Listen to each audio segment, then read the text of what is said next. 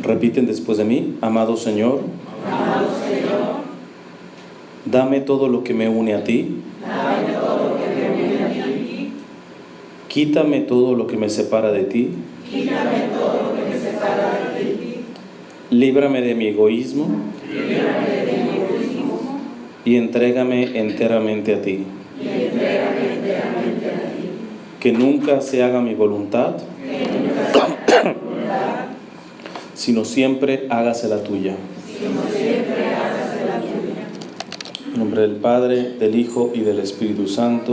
Amén. Bien, vamos a ver en esta segunda parte, esta segunda charla, ya adentrarnos en algunas cuestiones de los mensajes de apariciones de la Virgen aprobadas por la Iglesia. No voy a hacer un recuento de lo que dije ayer, porque nos llevaría la charla, ¿va? Es decir, que si hay alguien que se pierde, medio pierde, pues es que ya se dio bastante contenido el día de ayer. Igual, lo que se pueda recordar, pues en el camino lo voy recordando, pero va a ser imposible recordar todo lo que se vio ayer para que se pueda entender lo de hoy. Una de las cosas que sí necesito recordar, simplemente nada más por pasadita, es que ayer hablamos de revelación pública y revelación privada. Vimos la diferencia entre revelación pública y revelación privada. Y entendimos que las apariciones, por muy aprobadas que estén por la Iglesia, son revelación privada. Es decir, que esto no agrega nada a la revelación pública, que es la Biblia, no agrega nada, sino refuerza el mensaje que la revelación pública, que la Biblia, ya ha dado por completo. Es decir, que la Virgen no viene a agregar nada, mucho menos a quitarle algo a la Sagrada Escritura, sino a recordarnos, a reforzarnos en la Sagrada Escritura, en el mensaje del Evangelio principalmente, especialmente en momentos concretos en donde el ser humano se olvida de esto. Entonces, si la Virgen en las apariciones aprobadas solamente intenta refrescarnos, reforzarnos, reafirmarnos en el Evangelio, ya podemos deducir que las apariciones reales de la Virgen, las apariciones aprobadas por la Iglesia, no tienen otro mensaje más que la conversión, la oración, llamado a la penitencia, al apostolado, a ser almas víctimas, a preparar la segunda venida de Jesús, prepararnos para la parusía. Generalmente la Virgen no se va a salir de esto. En ciertas apariciones reafirma un punto, en ciertas otras. Pero en resumen, la Virgen no va a agregar, por ser revelación privada, no agrega nada más a la revelación pública, que está completa. No le falta nada a la revelación pública, que es la Sagrada Escritura. Ahora bien, antes de comenzar, evidentemente yo no voy a poder mencionar de todas las apariciones aprobadas por la Iglesia, que si son muchas, muchísimas más son las que no están aprobadas. Entonces, las que no están aprobadas, vamos a ver un poco más adelante, no significa que sean necesariamente malas, pero no son recomendables. Hay algunas apariciones en donde la Iglesia sí ha dicho que está en contra, porque vamos a ver la diferencia entre falso y fraudulento, que son dos términos diferentes. Entonces, de las aprobadas me voy a centrar básicamente en tres de las más grandes, que es Guadalupe, Fátima y Lourdes. Esas son las tres grandes apariciones aprobadas por parte de la Iglesia, apariciones marianas. Pero hay otra aparición que también no es tan grande como estas tres, pero está aprobada por la Iglesia a nivel general. Porque no les mencioné, hay aprobaciones a nivel general por la Iglesia y hay apariciones que están aprobadas a nivel local, porque sabemos que cada obispo tiene cierta autoridad sobre su diócesis. Claro, está en unión con el Papa, ¿va? Pero eso significa que es una aprobación cuando es a nivel local, que no necesariamente se tiene que propagar por todo el mundo. Cuando hay una aparición ya aprobada por la Iglesia, vamos a decir desde el Vaticano, como lo ha sido Guadalupe, como lo ha sido Fátima, como lo ha sido Lourdes, eso se aplica para todos. Y tan aplica que entra dentro del calendario litúrgico.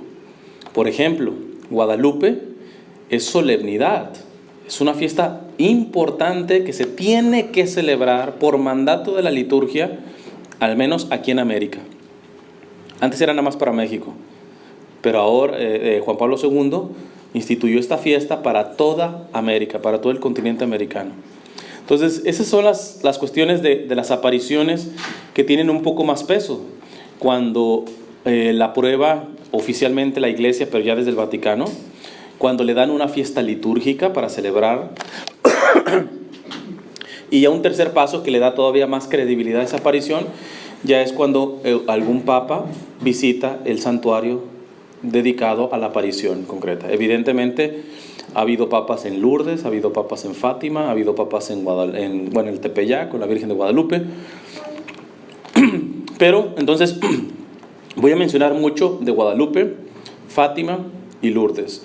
Pero hay otra aparición que también tiene fiesta litúrgica, simplemente no es tan conocida, la Salette, en Francia, la Virgen de la Salette. Y hay una que es aprobación a nivel local, desconozco si ya está aprobada a nivel Vaticano, pero local, de la Conferencia Episcopal de Japón, está aprobada, que es la de Akita, Japón. Entonces, básicamente en eso hay otras apariciones que nuevamente están aprobadas por la Iglesia, pero pues nos llevaremos bastante tiempo. Vamos a ver también mañana qué podemos alcanzar a profundizar. Antes de comenzar, algunas características. Yo ya les mencioné la diferencia entre éxtasis y trance, entre un vidente y un medium, brujo, chamán, etc. Vimos ayer cómo el demonio puede confundir, apareciéndose como si fuera una cosa buena, y en muchas cuestiones de apariciones de la Virgen no es la Virgen, sino es el demonio que está engañando. Pero eso ya lo vimos ayer, no lo puedo tocar ahora. Lo que sí voy a agregar es un pequeño perfil de los videntes.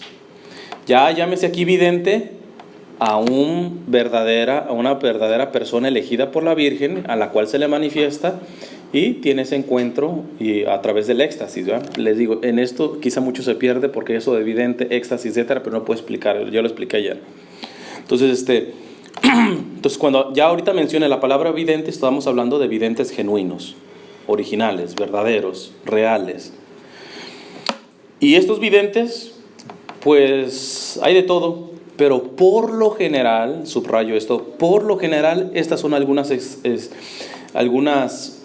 características que tienen los videntes de la Virgen. Una, por lo general son personas sencillas, humildes y pobres inclusive, por lo general. No es que pase siempre así, pero por lo general los verdaderos videntes son gente sencilla, es gente humilde e inclusive pobre. Esta se aplica a todos los videntes, sin excepción. Los verdaderos videntes evitan llamar la atención hacia ellos. Un verdadero vidente nunca se va a querer poner como centro, nunca va a tratar de traer la atención para con él o para con ella, en dado caso que sea mujer. Esto es algo bien característico. En las verdaderas apariciones, el vidente nunca intenta llamar la atención para con él, nunca. Antes generalmente son tímidos o tratan de no aparecer mucho. Otra característica es que nunca esperaron tener visiones. Eso es interesante. Nunca esperaron tener visiones. Ni deseaban que se les apareciera la Virgen. De pronto fue una gracia que la Virgen los eligió a ellos, pero ellos no tenían en el mapa el que se les apareciera la Virgen. Se creían tan sencillos, tan pobres, tan sin nada, sin gustos, tan humildes, que no tenían en la agenda decir, pues un día se me aparecerá la Virgen. No. Los verdaderos videntes, por lo general, ninguno esperó que se le apareciera a la Virgen. Otra, y esta sí casi todos también la pasaron, casi todos, que es: los verdaderos videntes, a raíz de la aparición, sufrieron incomprensión y persecución. Los verdaderos videntes, en vez de presumir, les va como en feria, ¿verdad? Los persiguen, los incomprenden, les dicen que están mintiendo, etc. Pero, y esta aplica para todos los videntes, así los hayan perseguido, así los hayan incomprendidos, todos los verdaderos videntes de las verdaderas apariciones, todos, sin excepción, son obedientes a la iglesia. Son obedientes a la iglesia. Porque ha habido videntes que pues se dan de víctimas. Oh, es que la iglesia me está incomprendiendo y dice que estoy diciendo mentiras, que falso, etc. Y ya van creando su propia secta, ¿eh? Y empiezan a hablar mal de la iglesia y de los obispos, etc.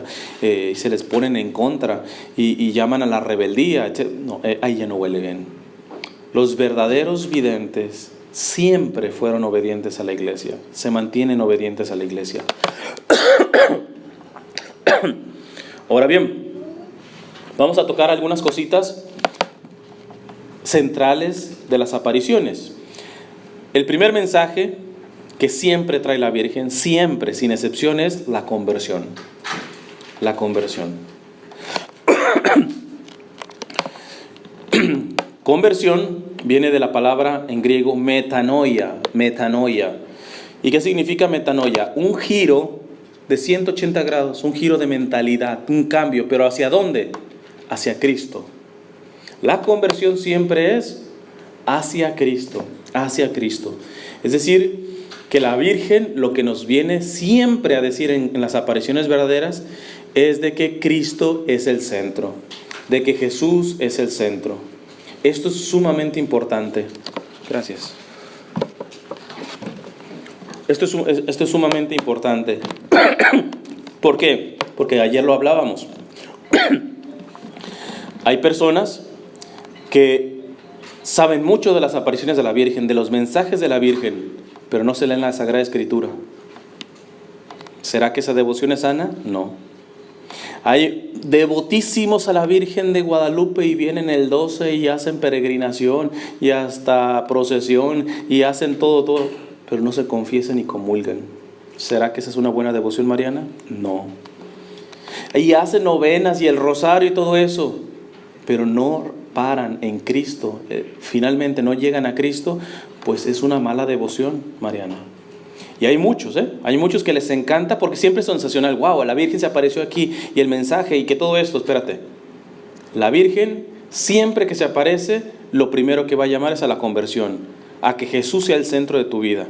Y Jesús es el centro de tu vida en la medida que tú te conviertes en una persona de oración diaria, eucarística, sacramental, etc. ¿No está pasando eso? Déjate, lo tuyo es pura moda.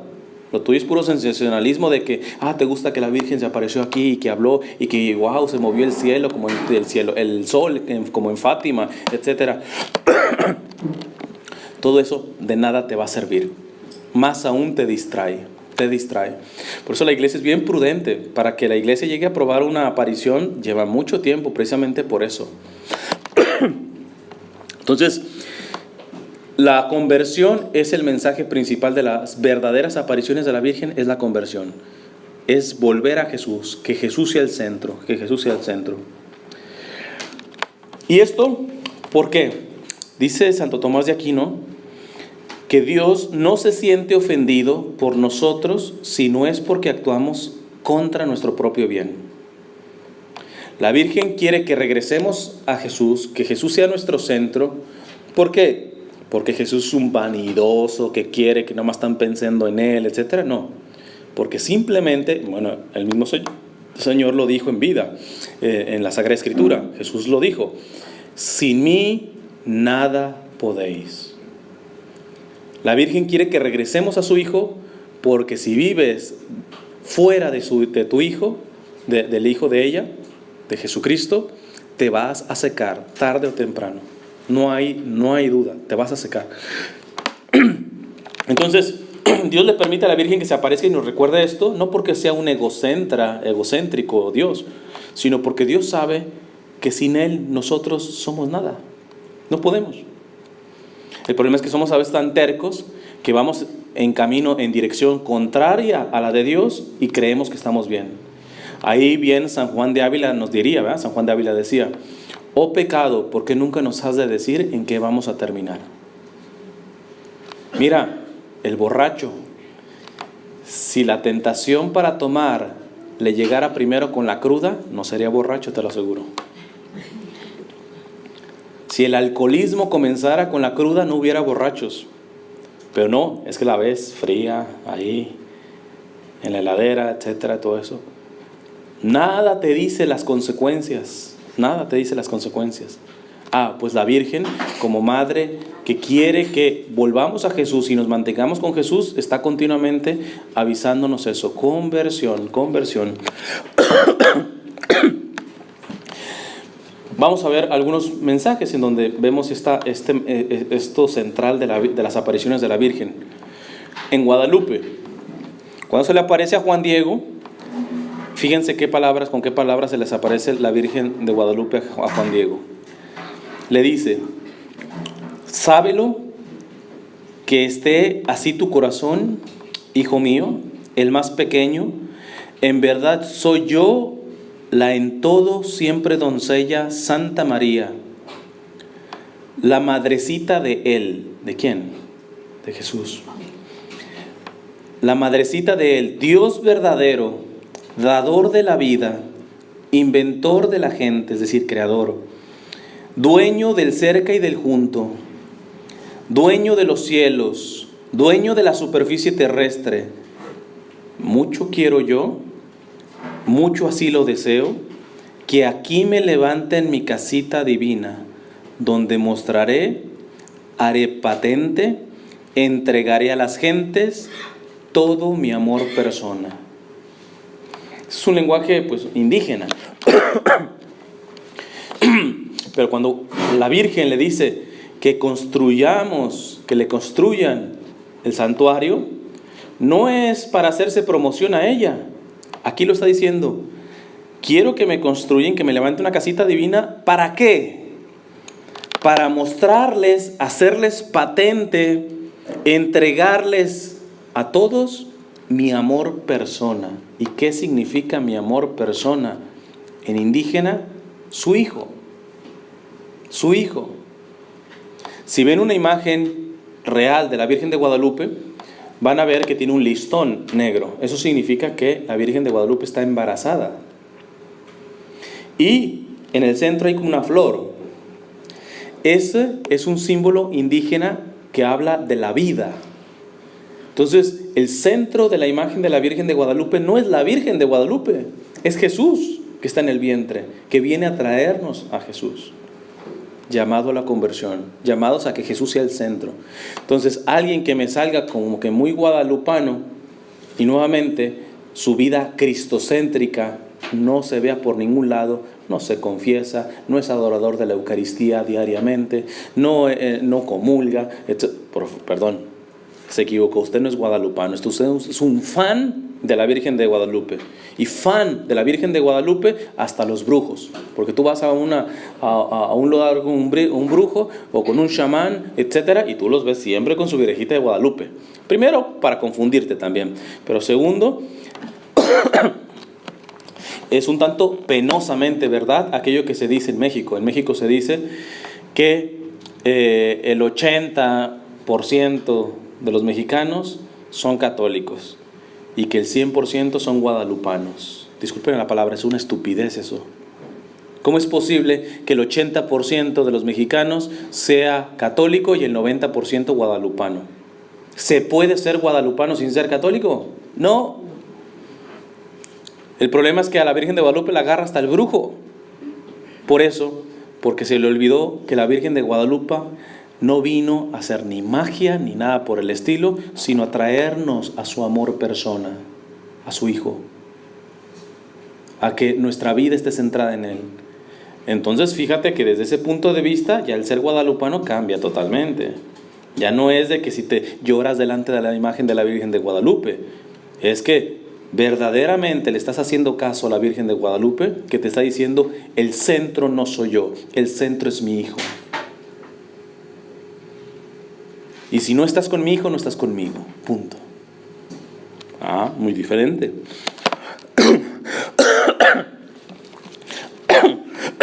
Fátima. En Fátima habría mucho que hablar. Es una de las apariciones más intensas. Y aquí yo tengo que reconocer que en mi adolescencia yo no creía en la aparición de la Virgen de Fátima, pero recordemos que si no creo en la Virgen de Fátima, por muy aprobada que esté, ¿dejo de ser católico? No, porque no es una cuestión esencial a la fe. Si digo que la Virgen no es virgen, o que no es madre de Dios, o que no es inmaculada desde su concepción, ahí sí me meto en problemas. Pero las apariciones no son materia, no son dogma de fe. Entonces, aunque no me afectaría nada, yo no creía, porque yo escuché un sacerdote que decía que el lenguaje de la Virgen de Fátima, ese no era un lenguaje de una madre, que había mucha amenaza, etc. Y yo tontamente pues me fui por ahí, ni siquiera me puse a leer los mensajes de la Virgen de Fátima, ni siquiera empecé a profundizar en eso, me dejé envenenar. Y es una de las apariciones que ahora le tengo mucho cariño a la Virgen de Fátima. Es principalmente porque es muy intensa. Y yo personalmente, la manera de hablar, de predicar, de dar charlas, pues aquellos que me conocen, yo no me ando por las ramas, ¿no? Entonces, cuando yo veo la Virgen, y con mucho amor, pero que tampoco se anduvo por las ramas en Fátima, pues me encantó. ¿De qué manera se llama la conversión, por ejemplo, en Fátima? Sabemos que en la Virgen de Fátima se le apareció a los 3 pastorcitos, a Francisco, Jacinta y Lucía, pero también se les apareció un ángel, el ángel de Portugal. Y yo creo que la oración del ángel resume el llamado a la conversión en Fátima. Solamente la oración del ángel. ¿Cuál es esta oración que el ángel le enseñó a los niños? Dios mío, yo creo, adoro, espero y te amo. Y te pido perdón por los que no creen, no adoran, no esperan y no te aman. Esto es llamado conversión así, llenito. Fíjense la oración que el ángel le enseña a los niños. Es un llamado a la conversión. Dios mío, yo creo, adoro, espero y te amo. Y te pido perdón por los que no creen, no adoran, no esperan y no te aman. Conversión pura. En la Salet, que fue una aparición que les digo, no es tan conocida, pero bueno, está aprobada, de hecho tiene fiesta litúrgica. Esto se apareció en Francia. Y fíjense las palabras de la Virgen. La gente no observa el día del Señor. Continúan trabajando sin parar los domingos. Tan solo unas mujeres mayores van a misa en el verano. Y en el invierno, cuando no tienen más que hacer, van a la iglesia para burlarse de la religión. El tiempo de Cuaresma es ignorado. Los hombres no pueden jurar sin tomar el nombre de Dios en vano. ¿De qué se está quejando aquí la Virgen? De que no hay conversión. De que Jesús no es el centro. No es el tema. Pero sería bien interesante ver si verdaderamente veneramos y honramos al Señor en su día, el domingo. Yo sé que la mayoría pudieran estar trabajando en domingo y no les toca a ellos decidir eso, sino al jefe. Pero esto es un llamado a los jefes católicos. Si tú haces trabajar a tus empleados en domingo. En esto ya el Papa Juan Pablo habló mucho. El Papa Benedicto decía, hay que rescatar el día del Señor, porque si no, los católicos nos hemos vuelto como unos paganos. O sea, somos igual que todos. Yo estoy escribiendo un libro acerca de los padres de Santa Teresita. Y una de las virtudes que tenía el papá, principalmente, él era joyero. Es que no abría su joyería en domingo. Y su director espiritual le dijo, oye, pero el domingo es cuando llegan los turistas.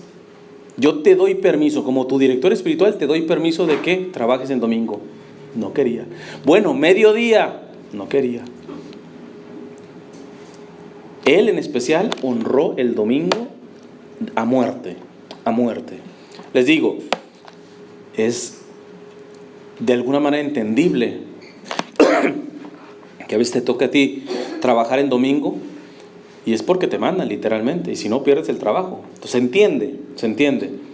Pero pues puede haber aquí más de un jefe que hace trabajar a sus empleados el domingo. Pues mira, si eres católico tienes que ver esta parte. Y también si está en ti, sin que te corran, el no trabajar en domingo, pues mira, es una cuestión que la Virgen de la Salet sacudió. No, mi hijo ya lo ignoran. Y cuando van a misa, van nada más literalmente a burlarse de él.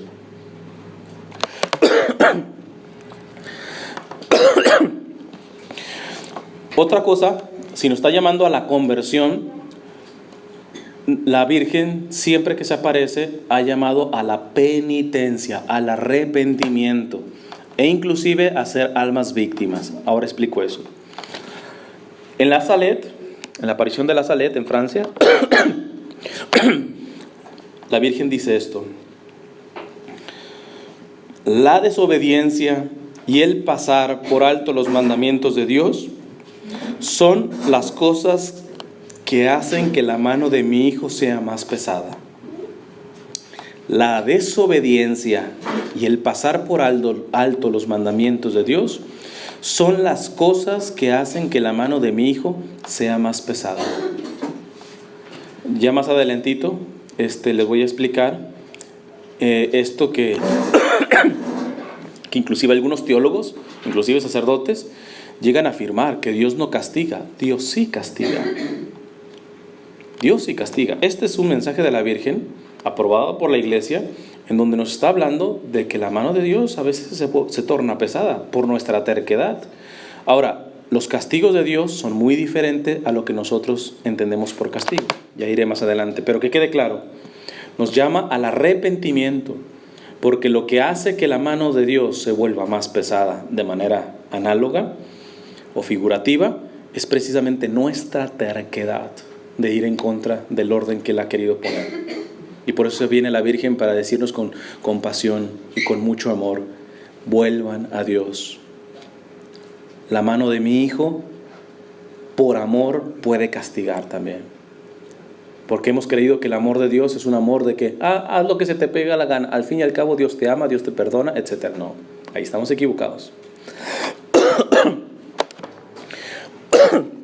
En Fátima, fíjense lo que decía el cardenal Ratzinger, que hoy es el Papa emérito Benedicto XVI, sobre Fátima. Fíjense lo que decía.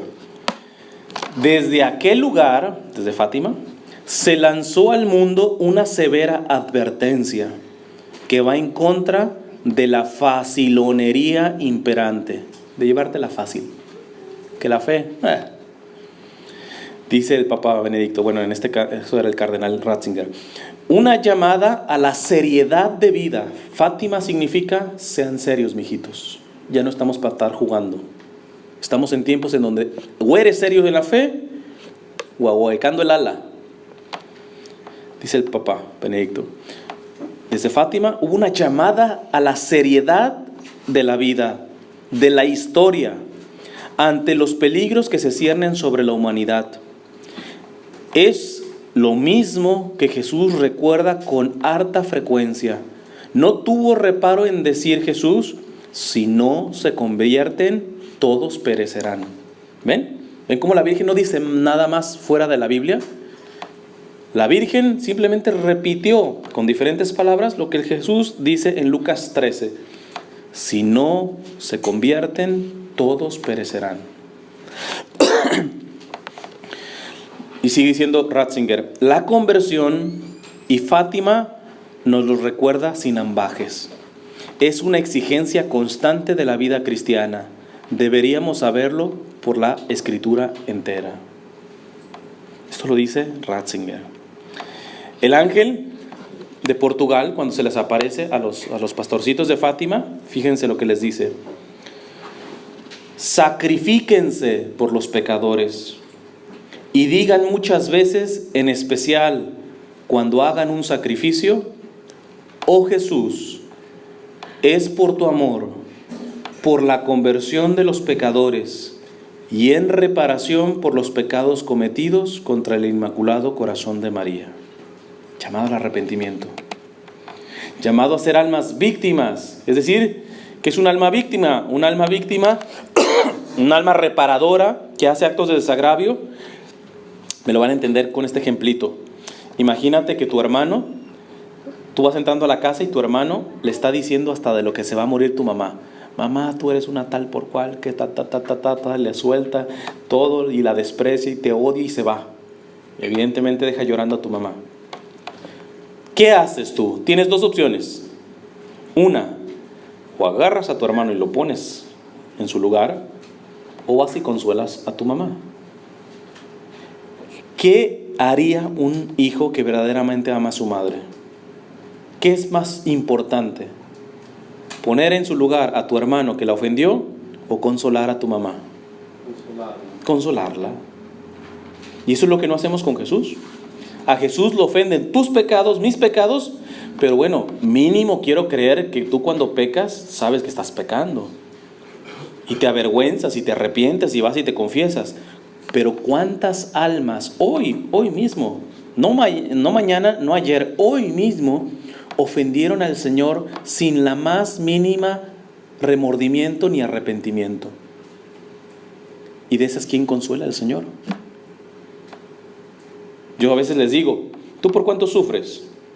Por tu hijo que está en la cárcel, por tu mamá que tiene cáncer, por tu esposo que no se convierte, etc. ¿5 personas? ¿10? ¿15? Mira, voy a ser generoso. Tú sufres por 100 personas. ¿Por cuántos sufre el Señor? ¿Por cuántos padece el Señor? Por todos los del planeta. ¿Quién necesita más consuelo, tú o Él? Entonces aquí, en Fátima y en muchas apariciones, la Virgen nos recuerda que el Señor está sediento de almas reparadoras, de almas que no solamente se arrepientan de sus pecados, sino que sientan el dolor que el Señor siente en aquellas que pecan y no se arrepienten y ni se quieren arrepentir. Y dice en pocas palabras la Virgen: ¿quién consuela a mi hijo en esto? ¿Quién repara? ¿Quién es alma víctima?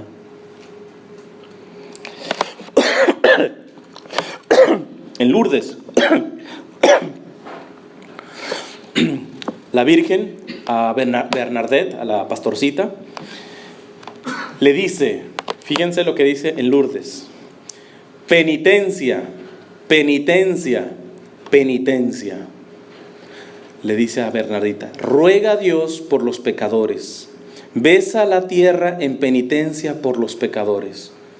Bernadette era una niña buena y le toca besar el suelo por los pecadores, para que se conviertan y para que Dios no les caiga con su mano justa, porque Dios es misericordioso, pero Él es justo. Es decir, la Virgen está pidiendo almas reparadoras, está pidiendo arrepentimiento, está pidiendo almas víctimas, actos de desagravio por tanta ofensa. Porque quiere que esos que están ofendiendo a su hijo se salven, que reconozcan. Pero antes de que se conviertan, ¿quién va a limpiar el cochinero que están haciendo? Pues las almas más puras, las almas que más le duelen a Jesús.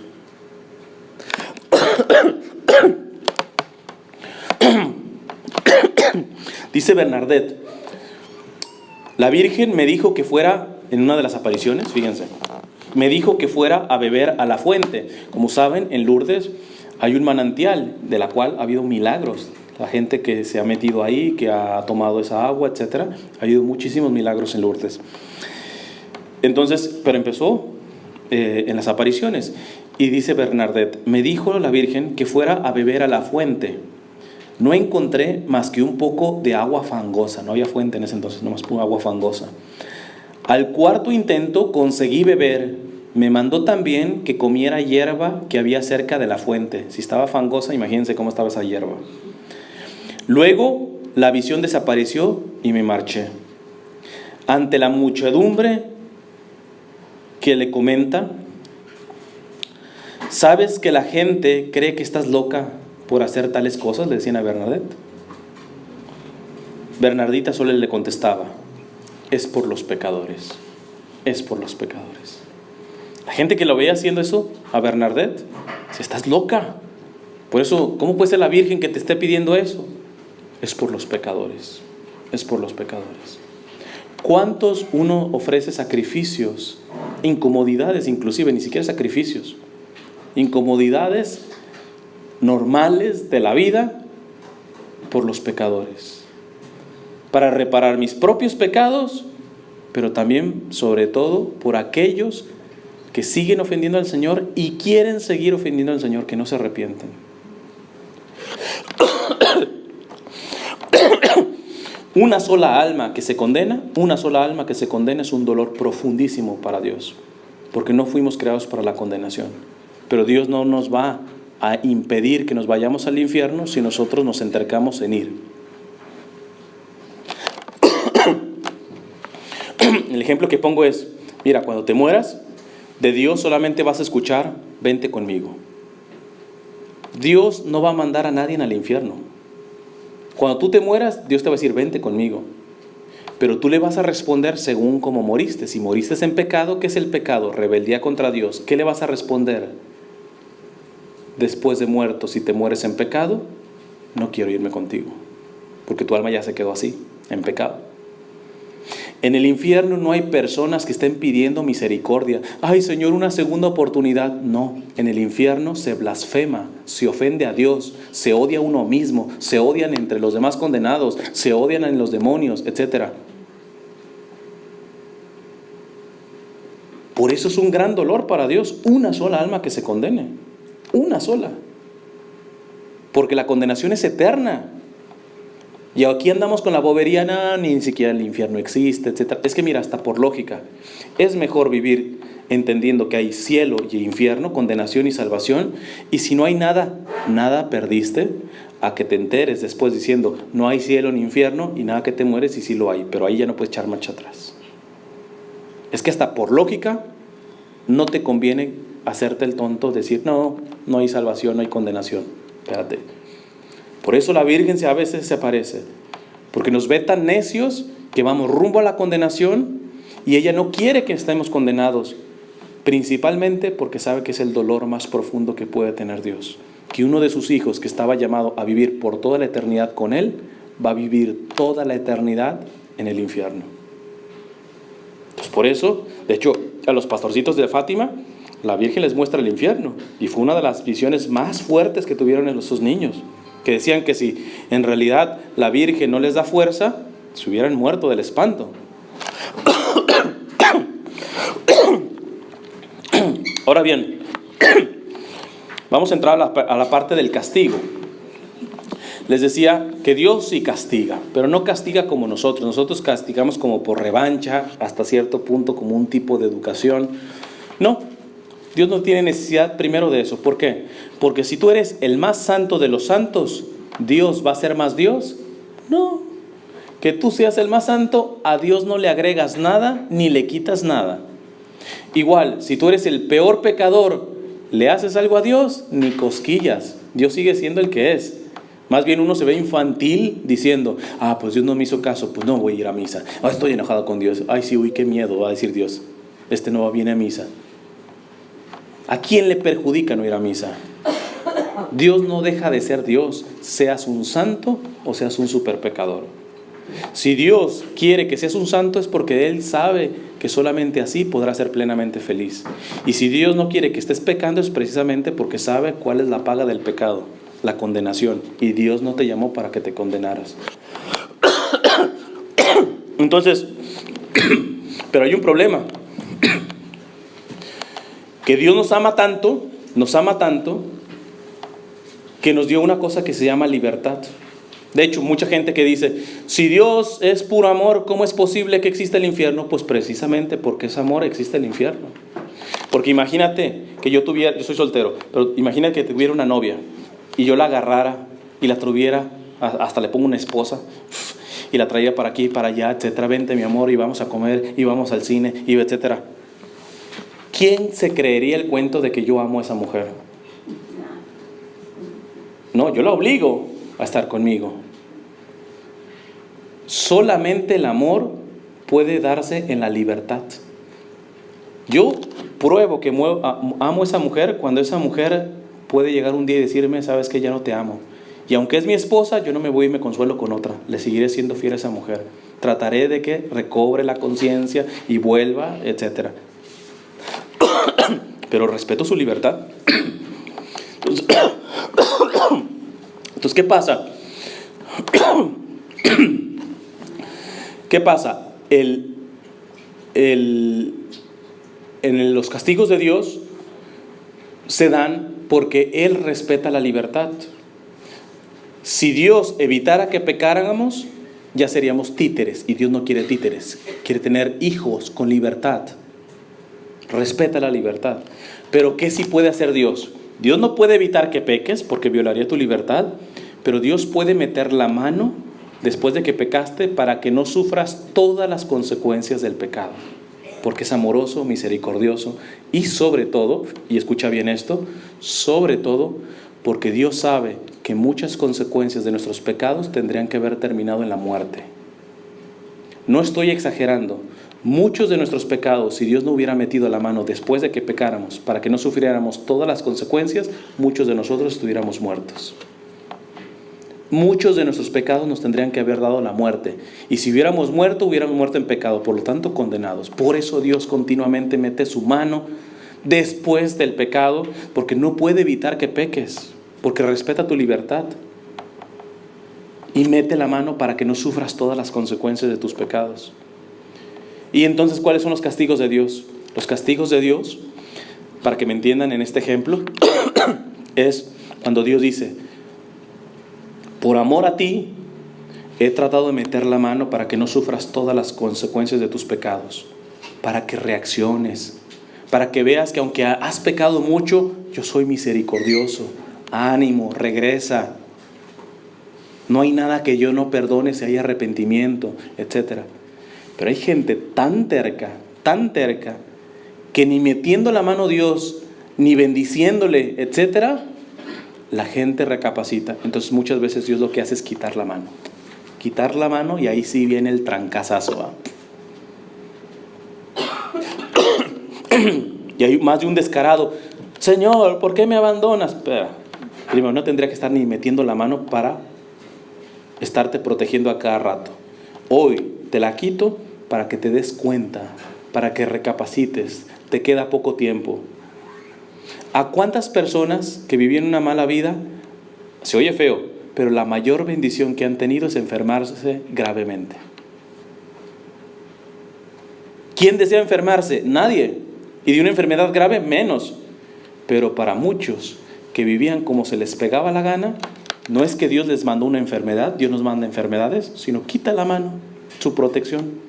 Ahora, mijito, pues, hágase caso. ¿Quiere ver lo que es vivir por sí solo, sin mi providencia? Por amor a ti voy a dar, para ver si despiertas. Para ver si despiertas. Por eso, se oye feo, pero lo mejor que le puede pasar a un terco, pecador terco, porque muchos pecamos por debilidad, por lo que sea, pero estamos continuamente en la pelea, y vas y te confiesas, y estás ahí luchándole. No, pero el terco, el cínico, el que dice que esto ya no es pecado, el que justifica el pecado, el que le gusta vivir en el pecado, porque dice que ya no es pecado, por lo que sea, exagerados, etc. Ese, lo mejor que le puede pasar es que le pase una desgracia. Que venga una quiebra económica, que venga una enfermedad. Son bendiciones. Y no es que Dios las mande, les digo, sino que dice, así como va mal.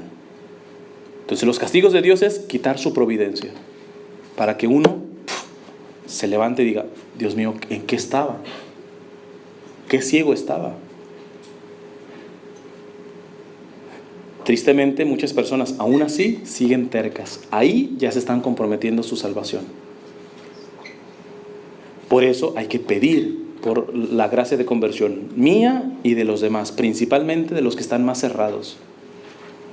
Porque se juega mucho. Es imposible que alguien que crea en el Señor no le duelan las almas, porque lo que más le duele al Señor son las almas. Miren, este ejercicio siempre lo hago rapidito con la gente. Les digo, a ver, piensen en la persona que más aman. Se les tiene que venir rápido la persona que más aman. Listo. Piensen en que se muere hoy. No, ¿cómo así? ¿Se puede morir hoy, sí o no? Yo chance ni termino la charla, me da un infarto y yo ahí quedo. ¿Es normal que esa persona que se te vino a la mente hoy se pueda morir? Sí, no hay problema. Ahora, entonces piensa que se muere hoy y ahora te vas a preguntar, ¿me puedo quedar tranquilo? ¿Me puedo quedar tranquila de que he hecho lo necesario para que esta persona hoy esté en el cielo? Si tu respuesta es sí, has amado, has consolado al Señor, estás del bando correcto. Pero si no, pero le di la casa, el perro, el gato, la comida, etc. Eso no se lo va a llevar. Eso no se lo va a llevar. Los católicos tenemos que arder por la salvación de las almas. No basta decir, es alma pecadora y apuntar con el dedito. No. Tenemos que orar por ellos. Tenemos que hacer lo necesario. Le tocará su parte, pero tenemos que hacer lo necesario para que las almas no se condenen. No, esto no es un juego. Lo acabo de leer del Papa Ratzinger. Esto no es un juego. La Virgen cuando se aparece precisamente es porque nos está diciendo, dejen de jugar a ser católicos. Comiencen a tomar con seriedad su vida espiritual. No empiecen a orar nada más cuando tienen problemas, etc. ¿Cuándo visitan al Santísimo? Tiene que haber todos los días. Que no está abierto. Yo he visto personas arrodilladas afuera de una iglesia haciendo sus 5 o 10 minutos de adoración eucarística. Finalmente Jesús está dentro. Pero la novela, el partido de fútbol, el videojuego, lo que quieras, eso sí, es sagradísimo, no se te le puede ni tocar. Pero negociamos 5, 10, 15 minutos delante de Jesús Eucaristía. ¿Será que somos serios en la fe? ¿Será que somos serios? Se puede gastar el tiempo en Facebook, en redes sociales, pero no se ora en casa, juntos. La Virgen siempre que se aparece es, hijitos, dejen de boberías. Ya estamos en tiempos muy complicados y la mano de mi hijo puede castigar. Que no es un castigo, ya vemos, como venganza o a la humana, sino es un acto de misericordia. Los castigos de Dios son un último intento para que despertemos, no para hacernos daño, sino para que despertemos y evitemos el verdadero daño que se viene con la condenación. Miren, algunos de los textos fuertes. En Fátima se habla fuerte, pero voy a hablar en Akita, que el Papa Ratzinger hablaba de que Akita era como una prolongación de la aparición de Fátima. En Akita, Japón, dice esto la Virgen. Fíjate, se le aparece una monjita. Le dice la Virgen, mi querida hija, escucha bien lo que tengo que decirte. Tú informarás a tu superior. ¿Ven cómo la Virgen siempre pide que se obedezca a los superiores, al obispo, etc.? Tú informarás a tu superior, como te dije. Si los hombres no se arrepienten y se mejoran, el Padre infligirá un terrible castigo a toda la humanidad. Será un castigo mayor que el diluvio, tal como nunca se ha visto antes. Fuego caerá del cielo y eliminará a gran parte de la humanidad, tanto a los buenos como a los malos. Ahorita arreglamos eso. Ay, ¿cómo? También por culpa de los malos agarran a los buenos. Ahorita vamos para allá. Sin hacer excepción de sacerdotes ni fieles. Los sobrevivientes se encontrarán tan desolados que envidiarán a los muertos. Pensarán en la pérdida de tantas almas. Es la causa de mi tristeza. Y le sigue diciendo la Virgen a esta monjita en Akita, Japón. La obra del demonio, atención con esto, la obra del demonio infiltrará hasta dentro de la iglesia de tal manera que se verán cardenales contra cardenales, obispos contra obispos. Esto lo acabamos de ver en el sínodo pasado. Obispos que querían que se aceptara en la iglesia cosas que nunca han sido católicas. Gracias a Dios tenemos buenos obispos que defendieron y siempre dieron la cara por la iglesia. Pero los hay, esto está pasando. Sigue la Virgen diciéndole: los sacerdotes que me veneran serán despreciados y encontrarán oposición de sus compañeros. Yo les puedo decir un racimo de sacerdotes que son eucarísticos, que muevan a la gente a que sean adoradores eucarísticos, que recen el rosario, que tengan un amor especial por la Virgen. Se les viene cada persecución a esos padrecitos, comenzando por sus propios compañeros sacerdotes. A veces hasta la propia gente es la que manda firmitas, ¿va? No, este padre habla muy fuerte, vamos a reportarlo con el cardenal. Y las propias comunidades no valoran a estos sacerdotes muy buenos.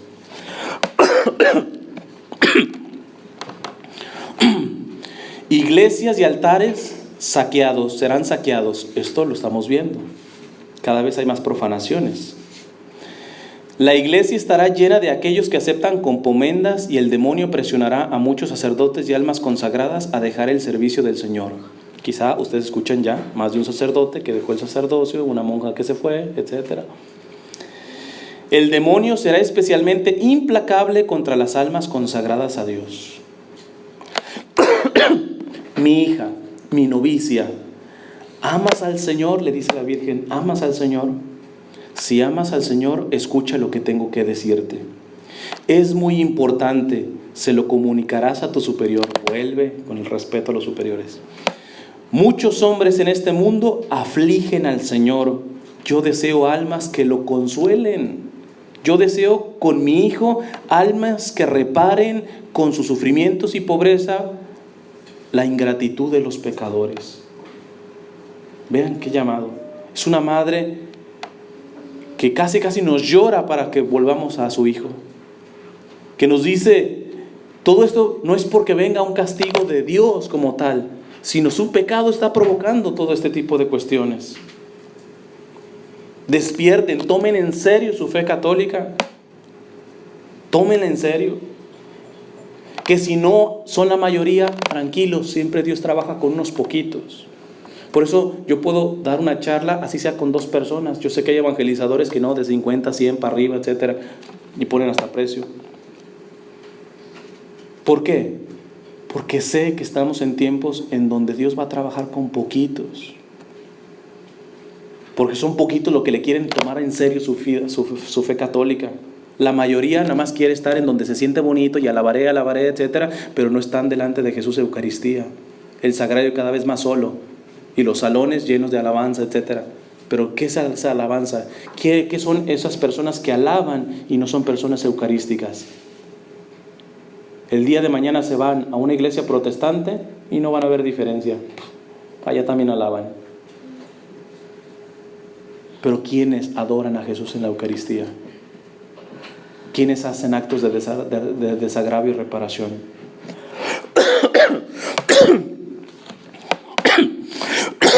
Ahora explico rápido esto que dice la Virgen en Akita, Japón. Que esto va a agarrar a justos y a injustos. Y evidentemente más de uno hubiera dicho, pues mira, ahí sí es medio injusto Dios, pues que agarre los pecadores, ¿para qué se agarre los justos? Mira, es de pura lógica. Los que verdaderamente son justos, los que verdaderamente son santos, cuando les toca pagar por los pecadores son los primeros que no se quejan. Así que no me vengas a defender a los justos, porque los justos no son los que se quejan, los que le tienen miedito a padecer. Tú eres el que le tiene miedo a padecer y te la das de justo sabiendo que no eres justo. Los santos son los primeros que están dispuestos a dar la vida por los pecadores.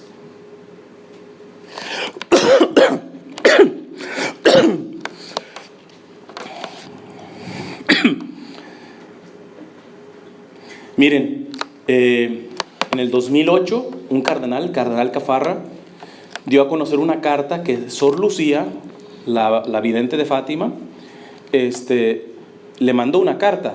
Ya Sor Lucía murió. Esto fue evidentemente antes. Y es que este cardenal del Vaticano tenía a cargo varios proyectos sobre la familia. Y le dice, Sor Lucía, ella era una pastorcita, Jacinta y Francisco murieron de niños. Y Lucía se terminó siendo monja de clausura. Y le dice el cardenal Cafarra, ore mucho por las familias, etc. Y el cardenal Cafarra dice, inexplicablemente, yo no esperaba respuesta de ella, y ella me escribió. Y fíjate lo que le dice Sor Lucía, la vidente de Fátima, a este cardenal. Dice el cardenal, inexplicablemente, sin embargo, yo no esperaba ninguna respuesta, ya que solo había pedido oraciones. Y por el contrario, recibí una carta larga con su firma. Ahora se encuentra en los archivos del instituto, es decir, en el Vaticano se encuentra esa carta. En esta carta encontramos escrito lo siguiente, ojo con lo que dice Sor Lucía, vidente de Fátima. La batalla final entre el Señor y el reino de Satanás, la batalla final entre el Señor y el reino de Satanás será acerca del matrimonio y la familia. No tenga miedo, añadió, porque cualquier persona que trabaje para la santidad del matrimonio y la familia siempre combatirá y se opondrá en todo sentido, porque esta es una cuestión decisiva. Y luego concluyó, sin embargo, la Virgen ya le ha aplastado la cabeza a Satanás. Pero fíjate lo que está diciendo. Yo no necesito esta cartita, déjame te digo, porque con los problemas que yo trato a veces de matrimonios, más del 50% de los matrimonios se están divorciando ahora. Es un verdadero desastre la familia. El año pasado, la Corte nos cambió ya la definición de matrimonio. Ya no es hombre y mujer, ya ahora son 2 hombres, 2 mujeres, y mañana va a ser 2 hombres, un perrito, un gatito, 3 con 5. Bueno, ya abriendo la puerta podemos imaginarnos lo que se nos pegue la gana. Y no solamente eso, cuando dio esta decisión la Corte aquí en los Estados Unidos, México se adelantó 2 o 3 días antes. México redefinió el matrimonio. Y es ahí donde yo digo, vienen tiempos bien duros. Bien duros. El Papa en Bolivia llegó a decir que están por venir los mejores matrimonios. Y los que me escuchan, que yo hablo así fuerte, ya ves, tú tan negativo, y el Papa está bien positivo. El Papa dice que hasta los mejores matrimonios van a venir. Le digo, el Papa está diciendo y apoyando lo que estoy diciendo. ¿Por qué? Porque cuando yo te estoy diciendo que la cosa se va a poner fea, evidentemente van a venir los mejores matrimonios, porque el que no sea matrimonio santo no va a ser matrimonio. La familia que no sea santa no va a ser familia. No está en contraposición el que yo te diga que la cosa se va a poner fea y que al mismo tiempo van a venir los mejores matrimonios y las mejores familias. Precisamente por eso van a venir. Porque la cosa se va a poner fea, van a salir a luz esos poquitos buenos matrimonios que pelean por el amor en el matrimonio, por sacar una familia santa. Van a ser poquitas, pero van a iluminar tremendamente y van a ser una bendición para tantos. Entonces yo te la dejo al costo. ¿De cuál bando vas a querer estar? No, pero es que yo soy muy pecador. Mira, la Virgen ha elegido siervos que no saben ni leer ni escribir e hizo grandes santos de ellos. Aquí la cosa es en qué te comprometes. O empiezas a vivir y a luchar por un matrimonio santo, no un matrimonio buenecito. Pues ya no nos peleamos tanto. No, santos. Por llevar una familia santa. Por cuidar que se mete en casa. Por enseñarles a tus hijos que si no se dan cuenta, el resto de sus vidas lo van a vivir contracorriente. Los van a criticar, los van a juzgar, les van a decir fanáticos. Y hay de ellos, si no apoyan el mal llamado matrimonio gay, etc., los van a excluir. En Canadá, solamente orar afuera de una clínica de aborto es causa para que seas arrestado. La mujer aquella en Kentucky que se negó a casar a 2 hombres, ¿qué le tocó? Ir a cárcel. Vete enterando. Estos tiempos viene la sacudida. Y si nosotros no tenemos los pantalones necesarios para dar la vida por Jesús, mira, cuando nos venga cárcel, multa, etcétera, se nos va a hacer así, miedito. La Virgen nos está diciendo, no tengan miedo. Yo ya le pisé la cabeza a Satanás. Así que si tú tienes miedo es porque confías en ti. Es porque no tienes a mi hijo en el centro. Prácticamente ya se me acabó el tiempo. Mañana vamos a ver un poco, la Virgen nos pide que hagamos oración. Y mañana profundizaremos en el rosario, por qué es tan repetitivo, todo ese tipo de cuestiones. Y vamos a ver lo que ha dicho la Virgen sobre la oración y un poco sobre el apostolado. Porque hay mucha gente que se llena tanto de Dios, pero nunca da. Nada más está acostumbrada a que se les dé y se les dé, se les dé, se les dé, pero nunca da. Y decía el Concilio Vaticano II que la fe se fortalece dándola. En la medida que des tu fe, es como se va haciendo fuerte. Pero eso lo vamos a ver mañana. Y mañana también veremos algunas advertencias. Unas advertencias, sobre todo, con una aparición que todavía no está aprobada. Ya se hizo todo el proceso, simplemente el Papa no ha querido dar el resultado. Pero son unas apariciones muy famosas de Medjugorje. Entonces yo les voy a dar mi opinión sobre estas apariciones y algunas cosas que puedan ayudar a llevar con prudencia esto. Y también algunas advertencias sobre Fátima, porque en Fátima se dieron algunos secretos, algunos mensajes, y el último quedó guardado por mucho tiempo, no hace mucho que lo revelaron. Entonces, por ahí andan en internet mandándote mensajitos y que no, es que no dieron completo el mensaje de Fátima, y luego hay una página que supuestamente es católica y dice que Sor Lucía es una impostora, que la verdadera la mataron, y etcétera. Y como nos gusta el chisme, nos gusta la novela y toda la cosa, pues, yo ya me desespero cuando me llegan esos correos. Porque la iglesia ya ha hablado y seguimos escuchando al tonto que le rebusca, etcétera, y encuentra así, y que todo está escondido, y esos mensajes. Espérate. Parte de la madurez de la fe es: aprende a escuchar a tu madre, la iglesia. Ella ya ha dicho algo. Todo lo que esté por encima de eso, pues mira, si no es que rechazarlo, mínimo verlo de lejitos. Pero ya hablaremos un poco eso el día de mañana.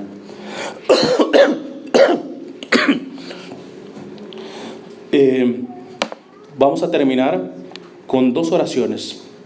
Una oración se les enseñó a los pastorcitos en Fátima, y la otra oración la Virgen se la dictó a la religiosa en Akita, Japón.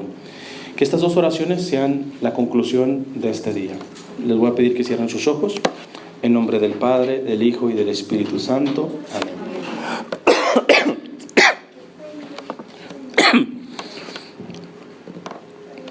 Santísima Trinidad, Padre, Hijo y Espíritu Santo. Repítela solamente tú en el silencio. Os adoro profundamente y os ofrezco el preciosísimo cuerpo, sangre, alma y divinidad de Jesucristo, presente en todos los sagrarios de la tierra, en reparación de los ultrajes, sacrilegios e indiferencias con que el mismo es ofendido. Y por los méritos infinitos de su Santísimo Corazón y el Corazón Inmaculado de María, os pido la conversión de todos los pecadores. Sacratísimo Corazón de Jesús, verdaderamente presente en la Santa Eucaristía, te consagro mi cuerpo y alma para ser enteramente uno con tu corazón, sacrificado cada instante en todos los altares del mundo y dando alabanza al Padre, implorando por la venida de su reino. Ruego que recibas esta humilde ofrenda de mi ser. Utilízame como quieras para la gloria del Padre y la salvación de las almas. Santísima Madre de Dios, no permitas que jamás me separe de tu divino Hijo. Te ruego me defiendas y protejas como tu Hijo especial. Amén. En nombre del Padre, del Hijo y del Espíritu Santo. Amén.